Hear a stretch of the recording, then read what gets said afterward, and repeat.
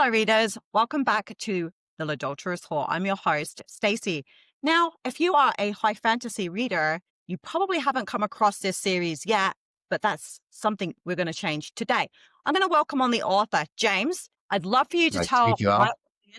tell my audience all about who you are and about the first two books in your amazing high fantasy series. Thank you. So, James Raquepau, I'm the author of A Destiny Cycle. It's a fantasy adventure, I would say epic fantasy adventure, because all the books are, in the 300 to 400 page range. And it's set in Celtic Ireland around 5th century. So it's semi-historical. And I use the myths and legends of the Tuatha gods and, a lot of the famous swords. I don't know if you can see on my wall behind me.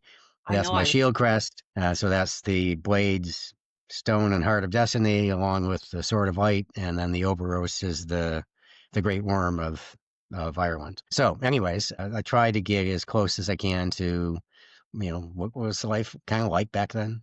And then, weave in the magic myth and tales of ancient Ireland, but set around my story. So I do make things up, some things. So the blades of destiny, totally made up. The stone of destiny morphs. If you're familiar with the stone of destiny being the thing that declares the High King of Ireland or Scotland, which the Brits stole, by the way. Anyways, from Scotland, not from Ireland. I had to morph that into something else, and so it becomes the governance of time in the story.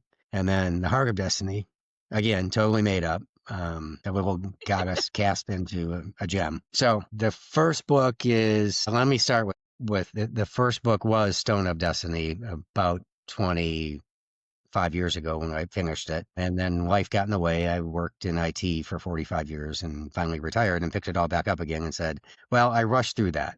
And I rushed through the story and it really needed to be fleshed out. So I said, well, why don't I make it 2? And then by the time I got to the end of the new Stone of Destiny, I said, well, there's got to be a 3rd. And that became Heart of Destiny. The story is based around the premise that the Norse were a seafaring nation, and long before they were Vikings, one of the young jarls of the Norvegers, as they were called back then, that's the official name of Norse in Old Norse, gets banished for killing his father. So he has to find a place, and they're overflowing in their land. So they say, anybody wants to join me, so several ships set sail. They've heard of Ireland, the land of Erin, and there they land, and they become invaders and settlers, try to be conquerors. And so the Tuatha gods put up their hands and say, no, not on our watch. And then they cast several potential dual bloods, half-breeds, and those half-breeds get an opportunity to sort of be chosen. Brianna's chosen. She's my lead female character. Pretty badass, if I do say so myself. And so the first book is about how do you get sent on a quest by Danu to find the lost Blades of Destiny. There's a lot of subtle stuff going on, as you now know because you read it. Yep. That lead her to make decisions that are either smart or stupid, but she makes them regardless. Yep. So then you go through the books, and it's always this trial of, identity versus fate versus choice, love your land, denial, all that stuff. Yep. So that's kind of a summary. And so the one book became 2 books, and I just finished a re-release of book 1 and book 2, Blades and Stone, so that it matches the flavor and feel of Heart of Destiny, because I changed the whole point of view approach in Heart of Destiny, and I had to go back and redo it. And so I had my editors make another pass at those 2 redos, and they helped me even more. I love my editors, especially now.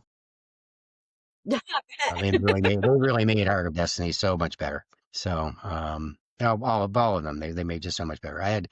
I wrote in a time, we have an English degree in creative writing, even though I worked in IT. And I would say that writing in the 80s, late 80s, early 90s, there wasn't a lot of focus on point of view. I mean, look at Tolkien. I mean, he kind of disappointed me because it was so long and long-winded, and I just like, wow, there's Yeah. got to be a better way to do this. But they really didn't focus on point of view back then. And as we became a more video centric society across the world, you have to start writing like people see scenes in their heads. And so you can't head hop, as my editor would say. So no head hopping allowed. So you can't have some character think about something when it's not their point of view. They have Right. to say it. They can say it, but they can't think it. They Exactly. can't see an expression. Like No. if it's in Brianna's point of view, Owen can't say, boy, I really wish she wouldn't have, whatever, right? If he's thinking, Yeah. no, he can't be thinking. He can just tell her what's going on. Yeah. So That that makes was like, sense. wow, really big change. But that's okay. I make it through. If I were to say to, any new author, probably the best thing you could ever do for yourself if you're really serious about it. I mean, I had a prof in college where I got my degree who said, if you're a writer, you're writing for yourself. If you're an Yeah. author, you write for your readers. And so if you're writing and you want to be an author, get an editor and get a developmental editor because they'll pull in as part of the package. The good ones will, the line editor that you need. And then you should be doing your proofreading, maybe get some early readers to help you proofread the final version. But Oh, editors for are sure. just like a godsend. And how I found mine was I read a lot, and I read a book, and in the back there was Evil Eye Editing by Holly. And I looked at her reviews, and I think like she had a half a dozen people that the author actually put in there about how good she was. And I was like, Wow. yeah, I'm going for her. Oh, wow. So, I love anyways, that. and that worked out really good. Now it's not cheap, but you can make the mistake of going on Readsy or any of the other author sites, and they'll say there's a good editor there, and like I got one, and he was a Brit and very bad. I mean, Good. he didn't even do good line editing, right? I mean, it was not even developmental. It's like what? And the price was like the same as Holly's for like everything, and I was like, oh, where the heck just I made that mistake. Anyways, so there we have it. Just kind of how we got here. That's Some amazing. other things that are kind of been fun, like developing the storyline. Now I do use a little bit of Gaelic in the book. I do have some hard to pronounce names. There is a guide in the back Yes. for names, places, characters, terms that and how you pronounce them if you Oh, really yeah. want to do that. It I helped do me. I do have a thought for you about that, which is I don't think the two author gods will really care if you screw it up. So if it's in your head, you only say it one way and it's really something else, they won't care. I can't change it. Once I think it's something, it's really You don't difficult for need to. no, it was, but the guides in the back were an absolute lifesaver for me. Like, because I'm like, okay, this is perfect. This is absolutely perfect. Awesome. Especially as being this is one of the things that I always struggle with being a fantasy reader is when you have the really complicated names and the really complicated words. How did you come up with the names for your characters? Because some of them have some really wild names. I do a lot of searching on the internet for stuff, and I was Yeah, like, give me old Irish names. And so these are the old Irish names that come up. And so, it's like Toll, right? I mean, who would have thought of a Toal? Well, he's like one of our favorite characters. Owen, everybody wants to say Ian, but this really Owen. Again, that's an old spelling of the newer spelling with an O. View. yeah, So how did I come I up with absolutely them? like that Just one. you sort of paste it together. The same thing with the Norse names of those characters. I went to Old Norse, so I try to be as semi-historical as I can. Like Yeah, I think you might have seen in one of the scenes, Brianna's uh, being welcomed as her new status as a right. Yeah, hero. She eats chicken eggs for the first time in her life because out in the backwoods where she's from, in the northern part of Ireland, there ain't no chickens. But no, she gets to a richer spot, and it turns out that, and I looked it up, I did research, and where did chickens come from? Came from the Far East, they moved across, and they hit in Europe in the, three, four, 500s. oh, And so it's conceivable that they would have eggs there. yeah. Just little stuff. It's just little stuff So you that like, you kind of must have done a lot of research for every aspect of this book. How much time did you put into researching? hours and hours and hours. I don't know, hundreds of hours. It just like I'll come up with some idea. Um, at the end of no, there's a place in the third book where the worm of Ireland makes Corondak makes her appearance, Right. and then in the fourth book she has a pretty important role. And so, what was that all about? And then, and when did she die? And how did she die? And how did she fade? And what about in Cimaru whales? And what were their worms about? And because we have a little bit of a problem in the third book with one of the characters who I steal from the future Yeah. and take him back in time because he has no magic. Well, the only magic he has is a sword and his connection to the land, but no real magic, not like the other main characters. So he needs magic to be able to do what he's doing. And magic is the elements. So earth, air, water, fire, and spirit. Right. So he needs something to help him to manifest magic. So I came up with this. It got to be a dragon since of who he is. I won't say who he is, but it's got to Yeah. be a dragon. So, yeah, lots of research. Everything is, and there's so much mythology in Ireland, in ancient Ireland, and with the Tuatha gods and the whole thing. And Gales came from northern Spain, and the sons of Mill sailed forth and ended up doing a great agreement with the gods, and the gods went to wherever they went, and they stayed on the land. And anyways, it was, and the Fomorians, the Tuatha and the Fomorians who battled before the Gales got there. Yeah. That's huge. I mean, like, there's all this rich mythology. The Furbolg who sat on both sides of the fence with the Tuatha and the Fomorians, but the Fomorians got their butts kicked, so they all sort of blended in. And Yeah. the dark-haired people of Ireland are Furbolg, and the rest are Gaels. So that's why I have Gaels rule. Gaels are short for Gaelic warriors, whatever. So what made So you there you go. decide to go this route? What made you decide to go with the Celtic lore? I would say that would be based on the fact that I had this strange dream. Expecting that? There was white-haired warriors fighting red-haired warriors in a stream, and I was like, "What is that about?" And it was like all lush and green, and I was just like, "Wow, that's crazy." Yeah. And then I started saying, "Well, what could that storyline be?" Yeah. And why was one of the characters a woman with white hair fighting against the other white-haired male warriors? What was that? So, anyways, there's always this stuff that comes up. I just had one of those like moments about, I don't know, it was in September when I was Okay. trying to work on a scene, and I was trying to figure out where to go with it. It's in book 4, so it's not too big of a spoiler. But so Brianna is very obviously very pro Tuatha God supporter in terms of worshiping the pantheon, and so Right. she's very anti one God, anti Christian, and probably would be, and I'm sure she is now because she's told me. Sorry. She probably would be anti-Muslim as well, because it's just a little too monotheistic. You want to cast my gods out? Yeah, I'm not going to go for that. So I have this scene where the one god followers are sort of, I wouldn't say banished, but pretty much banished to the western side of Irons of Iran.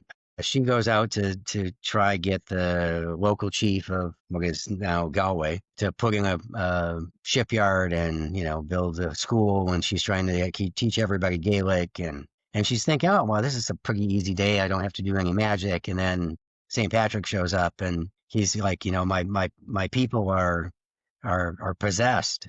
What can you help me? So yep, she takes them all out to the island where their monastery is or whatever. And sure Right. enough, they're possessed by Fomorian demons. So she calls on her sister, Bridget, and they cast out the demons, and he declares them Saint Brianna and Saint Bridget. If you've heard the story of Saint Bridget, she's a big goddess or whatever, who is a saint in Ireland. How did that come about? Oh, there you go. Could have been that. So Yeah. there's always something that I dreamt about demons, and I said, what am I going to do about these demons? So that's how that came about. So How that's crazy. no, I love that. No, I just have this weird imagination. It leads me Oh, I places. I But you can follow, you can see it. It does follow a pretty good weave, right? yeah, it The does. pace is good. Everybody likes that part. They have a good pace. I think I have great dialogue. myself. I agree. You do. All Are right, you next question.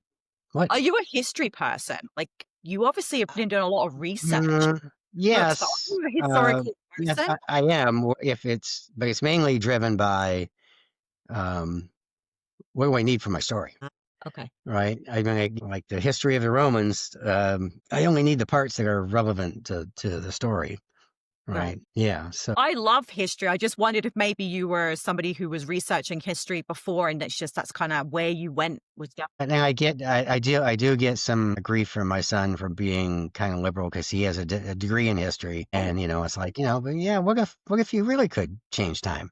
And he's just shaking his head. It's like, no, that's not how history works. It's like you could, you never know. Maybe that could be a yeah. book. So one of So, the one of the characters I really enjoyed of yours was Brianna.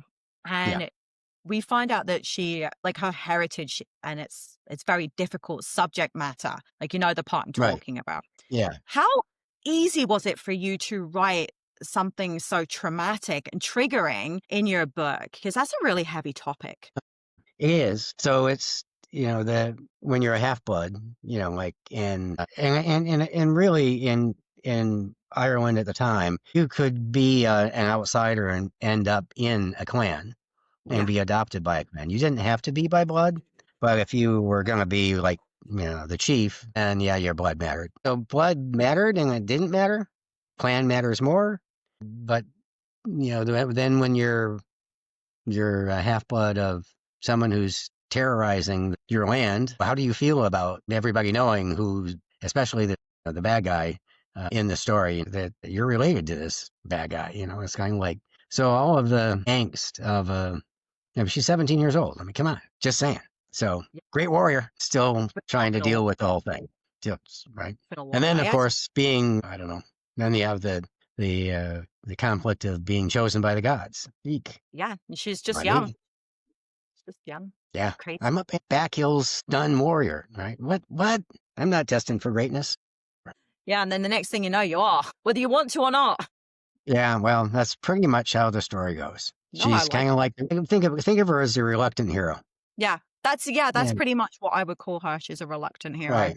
I love that. That's a good way of putting it. Yeah. And having grown up with her chief for her entire life, there's that kind of a tug of, are they going to be a thing or not be a thing in terms of mates, Yeah, and what he wants versus what she has to do is yeah. in conflict. So there's lots of conflict for them to get to the point where they're all good, which is not until the third book. So, well, it's a little bit in the second book, but then it gets all taken away. But I won't say more than that. No, no spoilers. I'm not done with the book yet. No spoilers. I'm only part of the way through. Don't spoil it for me. I'm not giving you any spoilers on book 3. Don't worry. Okay, good. Thank goodness. So, So what other questions? you've talked about chickens, like how you had to research to make sure that they really were around then. But you also talk about your characters eating boar. Now, this made me Huh, wonder, like, because obviously that is a really strange meat for us to be thinking about. Have you ever had strange meats that you've tried? Like, have you eaten boar? oh What's the yeah. weirdest you've ever eaten? Well, I like I've done ostrich, I've done elk, I've done boar and moose. Oh, wow. I have some friends in Colorado, so Oh, yeah. Big um, down there. yeah, yeah, and yeah. So I grew up on a lake, and we caught fish, and well, I mainly speared fish. I couldn't catch them, which was illegal. That's another story. Frogs, whatever. So I kind of grew up. I'll try anything like that. Pretty May sound adventurous. weird, but it's okay. I've tried alligator. Really? How was that? Kind of tough. It Yeah. was okay. It was in New Orleans. Yeah, my IT job took me around the states everywhere, and Europe as well. So That's really exciting. What yeah, was better, being a writer, being an author, or working in IT? Which is better? being an author, I just love writing. I mean, IT, it pays the bills. I mean, for sure. But there was never enough time to write once you had, you got your career, and you got your family, and you got to raise kids and all that stuff. Yeah. Being retired and just writing full time is That's fabulous. the dream. Yeah.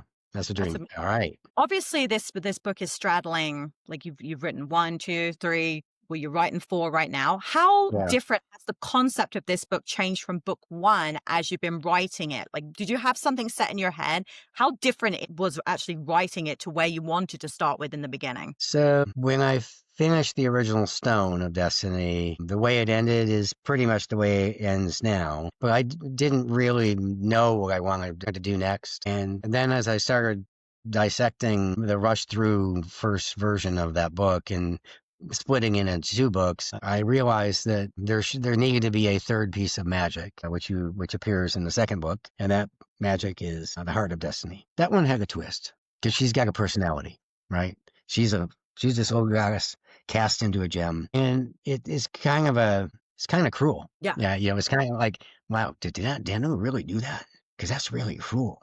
Because like she can't talk through anybody. She can talk through someone, but Brianna's got to like translate or whatever. She can listen, but she's incorporeal. I mean, it's like, and I have no idea where that came up. I came up with that idea, and I wove it into the first 2 books, and then into the third. It's just, and it's kind of a bit more sad or more profound in the third book, just because, when you think about it, she's like 2,000 years old and has had 5, 6 heroes, if you count Lou, to work with, Right. to bond with. Man, wow. What do you do in the meantime? I mean, like, who Yeah. does she talk to? Yeah. And not that her mother liked her all that much. Yeah. Anyways, That's it gets true. better though. They make up. They kiss and make up. So, Oh, how much did it change? When I picked it back up, a lot. I'm still struggling with how I want to end Immortals of Destiny, which is the last book, the 5th book. So, it's about Brianna and Owen and their children, because they right. have this new status. And by the time book 4 rolls around, they're Tuatha, right? So what do you do with immortality? And what do Right. you do when your kids are immortal and have the same powers you do? Yeah. And they're kind of going rogue because you've been at this for 10 centuries trying to Yeah. change. That's a long time. Yeah, it's a long time to be alive, and Oh, that's like yeah. nothing for Tuatha God, which they live thousands of years. Where will she be? So I'm still working through like what that is. I have some good ideas. I think my readers will be pleased. But Good. right now they've got to make sure that they stop Rome enough to let Britain not become Britain, Yep. but Britannia become be Celt, Yeah. and Celts and Gales working together. So That's exciting. there you go. So you have lots of really wonderful characters in your books, lots of points of views. How easy was it to write so many different characters, and who was your favorite? Uh, Toll is probably one of my favorites. Lamb, Um, he has more of a role in Heart. Um, so he was a fun character to write. I do one thing that's a little bit different. I'm going to hold up a book. yeah. So here is Heart of Destiny. So if I can get that on there, and you'll see this little character right here Yep. with the blonde hair. I did. That happens to be my second granddaughter. Oh, really? So I've written Izzy, Lottie, and Livy, my 3 eldest granddaughters, into the books as characters. So Love that's that. been, yeah. And then on this one, you can see it on my website if you go to cycle.com. But I have Warriors of Destiny as a cover now. It's all ready to go. And these 2 characters are right here. These 2 characters. That's Izzy and Livy. So I have 2 warriors and a seeress. Oh. And anyways, Who did your they've been a lot cover? of fun. Who They've been did a all lot of fun. Oh, I have the most fabulous cover artist, illustrator. Her name's Nadia. She lives in just outside of Kyiv, Ukraine. And so we've gone through the war together, as she's been working on all my different covers, and she does such a great job. But she's not a native reader in English, so I asked her if she wanted to read the book, and she said I don't have time for that. So I said, okay, well, here, I'll give you 2 scenes. So in this book, in book 1, I gave her 2 scenes, and she picked the demon battle scene, which was really really good choice. And then in Stone of Destiny, I gave her there was another demon battle in Stone of Destiny. And she said, no, we don't want to do that one, but I got an idea for the other scene you gave me, which is at the end of the book. And she came up with Brianna being cast out of her body Oh, yeah, I love that one. all by herself, all by herself. No Wow. help from me. She just read the scene, got the picture. There we go. Wow, she's very So creative. I was looking at the artwork, she I'm like, is. wow, Yeah, incredible. well, she just, I don't know what we're going to do about Immortals of Destiny. So that one's going to be interesting. So we'll see. Well, you got plenty. I have one of the scenes that I have in mind for the cover in my head before I start writing it. So I did that with Warriors. I knew that scene. I knew Yeah, what it was. I knew it was going to be Octavius and Mark Antony fighting over Egypt. So yeah, I love all the history in your books. yeah. So I've got this wacky question next. If Okay, you sure. lived during this time frame, what would be your warrior weapon of choice? Well, if you studied anything about how warriors fought back then, if you fought with a pike, you were more likely to live than if you fought with a sword. Because sword Really? battles were never really all that long, and they're often very brutal, and one person usually dies pretty quick. Yeah, I Just bet. saying. So it could be a pike, but now if I had magical blades, That'd be I don't know. different. It'd have to be the Sword of Light, just because it's the Sword of Light. It can command people to stop. It can now shoot balefire. It's just That'd be wicked. right. So You picked fantasy. Was fantasy always going to be your genre of choice to write in? always, Yeah. always from day one. Wow. Yeah, Do you read fantasy? I wrote a book or a series of books that were really bad because I was just learning how to write in Atlantis, about Atlantis, which is actually a precursor to the Tuatha because that's supposedly where they came from. But yeah, I've always read fantasy. I love movies. They're fantasy movies, science fiction, Star Wars, you name it. All in and Marvel Comics and the movies of the multiverse. Yeah, always since I was 18. That. You've been a fantasy Yeah, person I'm for. getting to be kind of an old guy. So Oh, just that's so saying. cool. That's cool. I just wondered because I know I've talked to a few authors and they'll jump around into other genres. So, but you just seem to be a fantasy person. Yeah, yeah, yeah. I just maybe it's just the way my left-handed in my right mind. So Yeah. There you go. I like that. So, have you ever thought about releasing your books as audiobooks? Like, is this something I that have, and have already done that. Blades of Destiny and Stone of Destiny have been released previously, and Heart of Destiny is going through publication as of today. oh my God, that's incredible. Erica Hazelton is my narrator, and she just does a great job with all the different characters' names. I chose a female narrator because Brianna's female. I mean, if your lead character's female, then I go with a female narrator. If your lead character is a male, go with a male narrator. It's kind of my rule of thumb. I don't know if it's everybody's, but it works for No, me. that makes sense. That makes sense. Oh, Now, that's and the strange thing, how I found her is there's this um, website called Authors Republic that does audiobooks, and they line you up with narrators. And so I found Erica, and she had a sample, and I liked it, and I said, "Do you want to do this?" And they can have you do. You can give them a page, and they'll do a sample for you. And I yeah. said, "Okay, I'm in," and she's good. And so, where do you live? And so I live on what we call the East Side in the Seattle area.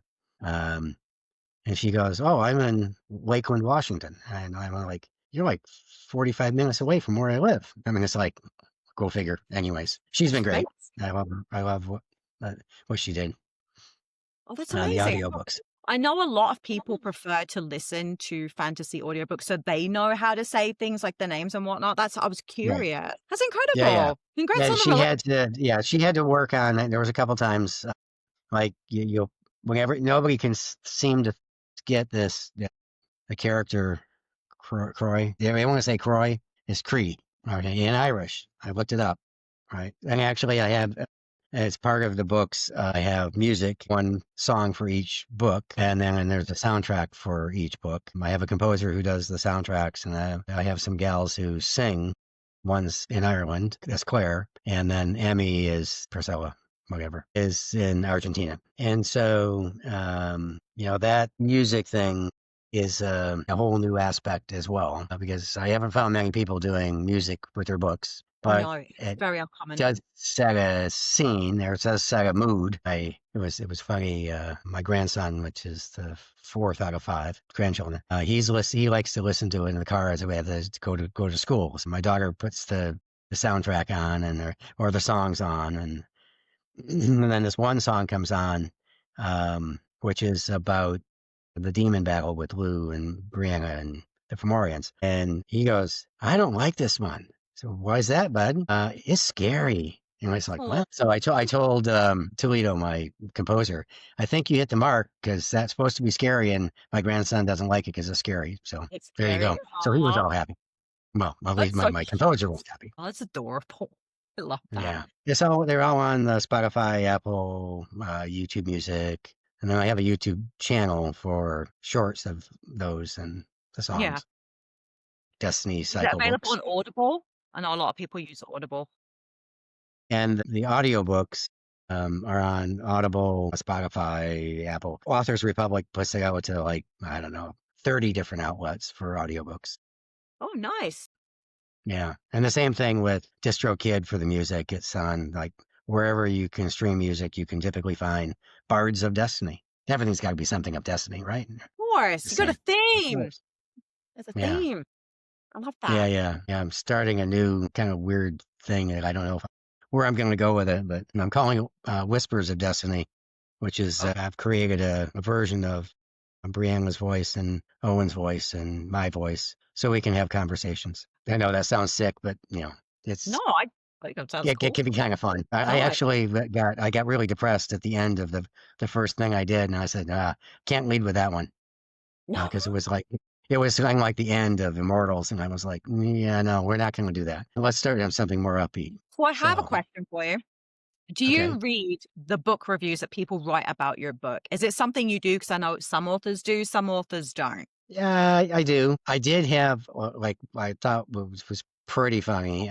I had one guy write a review that he thought that the end of book one was just so I could sell book two, and and I was like, but wait a minute, it's an epic book, it's 300 pages, I can't keep going on, and it was actually a good logical spot to stop, and it does say if you didn't look at it, Destiny Cycle 1. What would that infer? Destiny Cycle 2 would be next. So, yes, there's going to be more than Right. one. Anyways, so you do get some. Now, I did get some feedback that some readers were kind of like, with the point of view switching, they kind of would sometimes get lost in whose point of view it was. And so what we did is Holly and Sigrid and we said, okay, what we're going to do is every time there's a scene change, you're going to know the name of the character that scene is in. And that wasn't the case in the previous versions of the revised editions. Now have that in Blades and Stone, just like it matches up with Heart. And I got everything aligned between the two of them. Like there was something silly in there in the third book. Rand was all about teaching everybody Gaelic and creating a written version of the language. And well, how would she know how to write? And so I had to go back into the very first book and, have a scene or, Owen is reminiscing about them growing up together and him teaching her how to read. Yeah. It's just like a half page thing, but it ties that together with how could you be smart enough to do something like that, right? She's a Yeah. backhill warrior. She's not supposed to have had an education, Yeah. right? But he's a prince of the blood. He has an education, so therefore she does. So, anyways, so little things like that when you go through revise an edition, to just tie it all together. Yeah. So, Oh, that's awesome. okay. So before we go into this or that literary edition, is there anything you want the readers to know about these books before we move into my last little section? I would just say when you don't get tied up in the hard names. If you want to go look in the back of the book, you'll find how the names should be pronounced. Otherwise, like I said, the two author gods don't care. And if you're like a hardcore fantasy reader, my magic system is what Brandon Sanderson would classify as soft. They're soft and hard, but it does have there are things you can, and they're mainly elemental based. Um, except for time. And so there, that's all I got to say about that. So So what I you thought had, we'd do, go ahead. I was just going to say, just to wrap up, I was going to do a this or that literary edition if you're ready for that. Sure. Actually, I wrote down all the answers. It's it's just a quick game. It's just to get to know the readers get to know you a little better. So, do you prefer hard copy books or ebooks? Both. When I'm Yeah, writing, I tend to just if I need a little break, I just pick up an ebook and read something. If I'm in between books, um, I prefer paperbacks. It's kind of nice. weird. It I'm is not. what I it do is. both. Here. I do actually Kindle for the go, books for home. Yeah, I Nice. actually I prefer the Nook Reader app the best. Really? Oh, no, I'm a Yeah. Kindle person. I like my Kindle. Yeah, it's okay. I was always so anti Amazon. I still am in a lot of ways because they I don't just really help authors all that much. no. I've heard some real horror stories. When you're trapped in their verse, you're stuck in it. There's no getting out of it either. I've heard some horror Yeah. stories. I'm So so actually, used to it. so just talking about that, I have the only place I have hardbacks is on Amazon, and I have paperbacks on uh, Amazon and BNN, and also on Ingram Spark. So if you want to go into your local bookstore, you can ask them to look it up and They can Blaze of order it. Destiny. The book will come up. They can order it, and you can go pick it up in usually a week. Oh, that's good. That's not that bad. And then I have and then ebooks are like everywhere. You know, Google, Apple, Barnes and Noble, Kubo, Roku. No, what is it? No, Kobo. Yeah, there is Kobo. They have all these like crazy names. Yeah, they do. So everywhere you can like think about an ebook, I want people to be able to make it their choice. And then audiobooks again, like everywhere. Anyway, so that next question. Do you prefer to write with a pen and paper or on a laptop? Well, on a laptop, 100% all the time. Um, Definitely. I I use I'm always like one of the top users of Grammarly in the world. So Really? I was processing. I don't know. I got a million words across 3+ books, Yeah, that's a lot. right? And it's always checking all of them, and it's like I always get up to the stop, you know. So, but I that doesn't replace an editor, that's for sure. No, But definitely I not later. like to get it as much clean as I can. And when I write, I tend to go pretty fast through a scene, and then I go back and I'll probably end up rewriting it, 10 times before Yeah. I'm actually really happy with it. But I get the bones down, and then I can go and flush things out, like um, what's going on between um, the characters and who's the character lead. I have that with my uh, granddaughters in the beginning of Warriors of Destiny. It's a lot of fun. Okay, next. Do you prefer writing in the mornings or at nighttime? It really depends. If I had a dream, I'd usually get up and write. If I don't have a dream, yeah, I'll usually start after I get the marketing junk out of the way, which I really hate about writing. Yeah. And I know people got to find my book and all the other stuff, or books, but I'll usually write in the afternoon to the evening. When I'm in writing mode, if I can put the marketing stuff aside, I can easily do 6 hours, 7 hours of writing in a sitting. And I usually kick out 20 or 30 pages That's that are impressive. pretty polished. I mean, I'll go back and add to them, but yeah, Nice. Do you prefer mountains or beaches? mountains. Really? Nice. Well, the only reason I say mountains is because, the story is set in the mountains of Northern Ireland. So That's true. Clever answer. Do you prefer drinking coffee or tea? tea. Well, can I third? Sure. I'll say bourbon, I like that but, answer. but no coffee. Tea, No yes. coffee. Nice. Do you prefer writing in a quiet study or a busy cafe? I doesn't matter to me. I can do either one. Really? I That's can handy. just I'm in the scene. I'm zoned out. Do you like to travel or do you prefer to stay home? So I traveled a lot in IT. I mean, I've been to just about every country in Europe. I've been to just about every state in the US. I've Wow. been to at least big cities in Canada, Mexico, South America. I've been to Brazil. Anyways, Lots of travel. so I like traveling. But I can stay home and write too.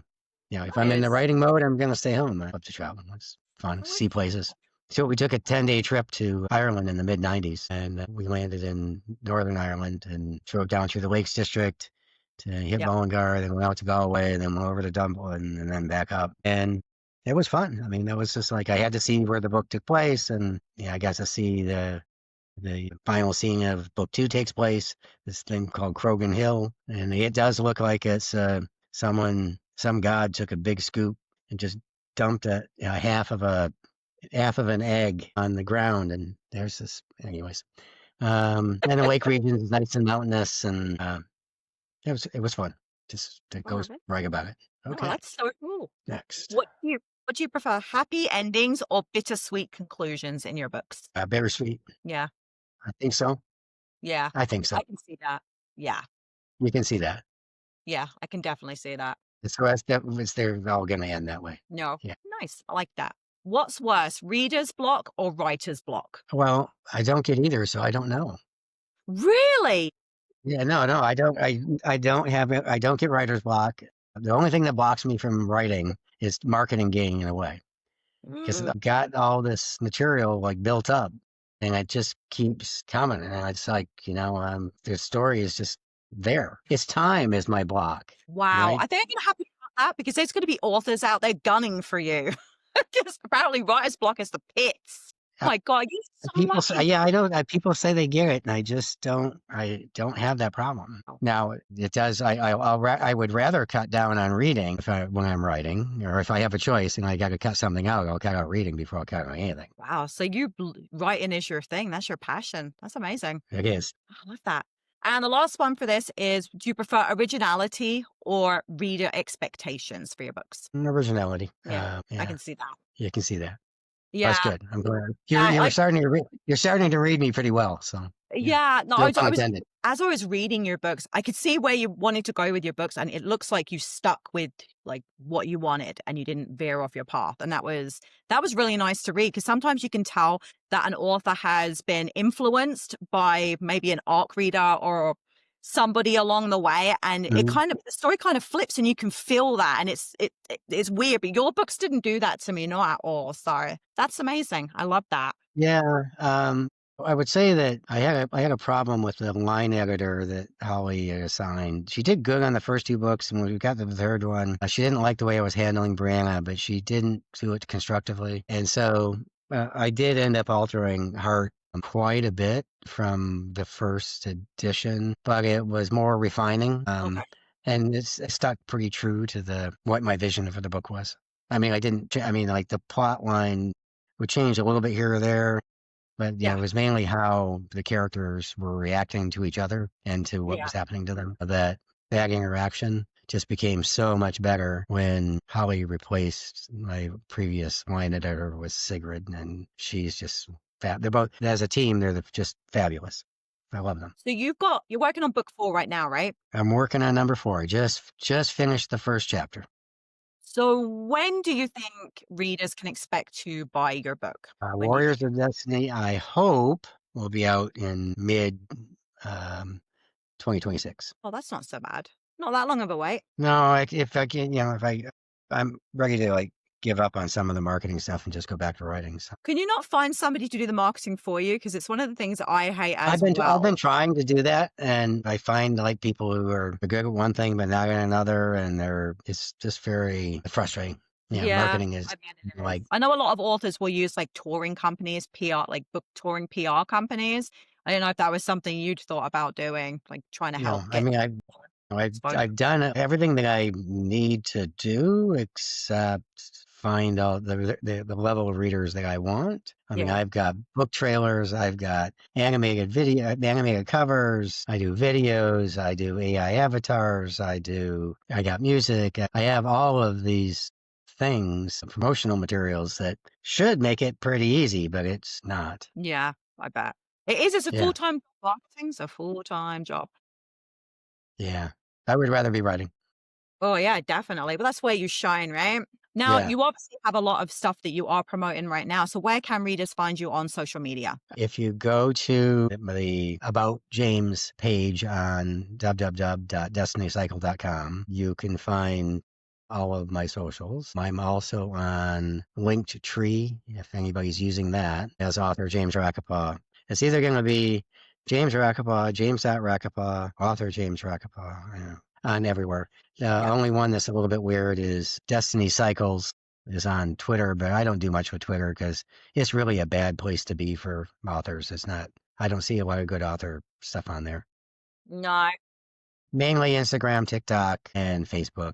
There's an author James Raquepau page. Is there anything you want the readers to know before we sign off for the evening? Just if you pick up my saga, I hope you enjoy it because it's kind of effort and love for the characters. So I really want my characters to break your hearts, which is what I do pretty well. All right. Oh, It's I been great really chatting with you.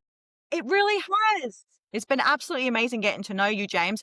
I really enjoyed your books. I don't read a great deal of high fantasy. I'm kind of in my romantasy era because that's Mhm. what everyone's kind of like putting out right now, right? So Well, it was nice to step away from the romance in books and really just get down to the fantasy and like I really enjoyed all the historical stuff too. well, And yeah, by the yeah, way, yeah, that was good. But I do think that there's a romanticy side in there between Owen and Brianna. So just saying. I mean, it wasn't the most predominant thing in your books. I Oh really yeah, no, enjoyed it's not. so many other things It's going like on. it's a romantasy within an epic fantasy. Yeah, that's an awesome way to put it. That's how you should market it. You'll get That's loads what of I am. people. That's how I It's am not marketing it. we're trying to say that is it.